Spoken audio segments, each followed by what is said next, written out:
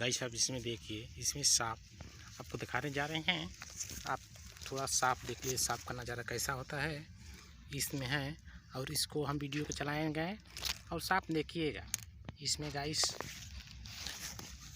एक बड़ा सांप है और इस धान में पानी रिंग रहा है। और फसल देखिए बहुत मज़ेदार है। और धान बहुत लकलक हो गया है। इस धान में से आया था सांप आया था और उस ऊख में चला गया। और इसका नज़ारा यहाँ से देखिए, आप लोग दिखा रहे हैं पूरे।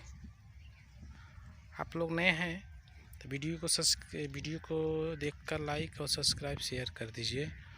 और आपको हम चलने दिखाने जा रहे हैं सांप। तो हमारे सांप की जगह पर